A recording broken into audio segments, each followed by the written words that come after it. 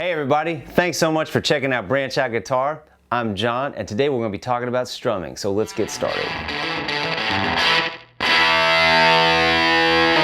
So strumming is just what you might imagine is. Strumming is just going to be how you're playing the chords, how you're actually injecting kind of some rhythmic patterns to the chords that you might already know.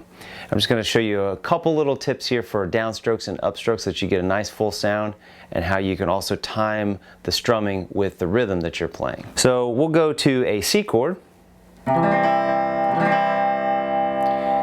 And it's fairly simple, but it's easily overlooked. You really just want to make sure that you're getting all the way down through the strings as you strum down, and then as you strum up, and this is the one that most people overlook more as a beginner, is that when you come up, you can't just, you'll just kind of flick up this way and away from the strings and not actually get your pick all the way back up through the string.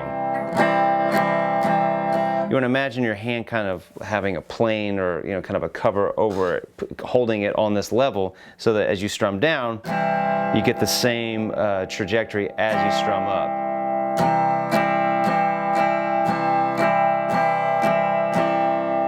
You want to try and equalize your downstroke and your upstroke sound so they more or less are the same. Otherwise, if you're typically your downstroke would sound a lot stronger, more naturally, and if you have that accent, it's going to throw your strumming patterns off, and it's going to sound kind of funky and weird, and not a good way.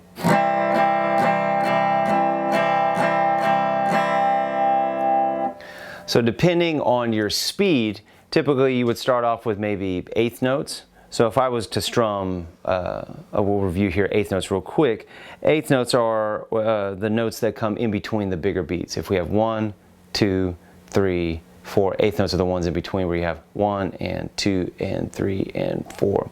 So moderate tempos, even somewhat faster tempos for eighth notes, you would strum down on the 1, 2, 3, and 4, and on the ands you would strum up. So if it was just downstrokes, 1, 2, 3, 4. Now with the upstroke, I'm going to fill in the gap. 1 and 2 and 3 and 4 and 1 and 2 and 3 and 4 and 1. And that would stay the same no matter what chord you were playing. That's really becomes a rhythmic issue.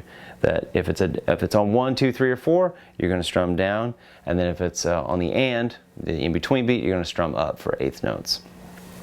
As you get into maybe slightly slower tempos, but even at that tempo as well, and you add in 16th notes, that's the same concept where you're doubling up on the eighth note. So now for that 1, 2, 3, and 4, instead of just 2 notes, we're going to have 4 notes. So the way that you would count that would be 1 E and a, 2 E and a. That way 1s, 2s, 3s, and 4s all stay in the same spot. And then the ands also stay in the same spot, and now we have these other little notes in between those. Now it's 4 parts and not just 2.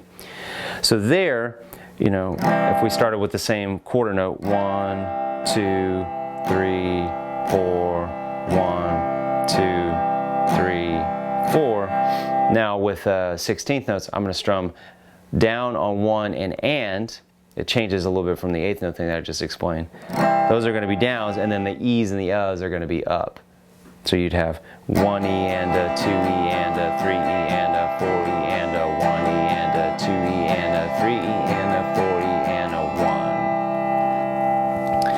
1. So also, no matter what part of the beat, no matter if you're playing on every beat there, you want to try and time that downstroke or upstroke up with, tie it in with the beat that it's playing on. What I mean by that is if you're playing on 1 or 2 or 3 or 4, it's always going to be a downstroke. Depending on how fast it is, if it's an and, it might be an upstroke, it might be a downstroke.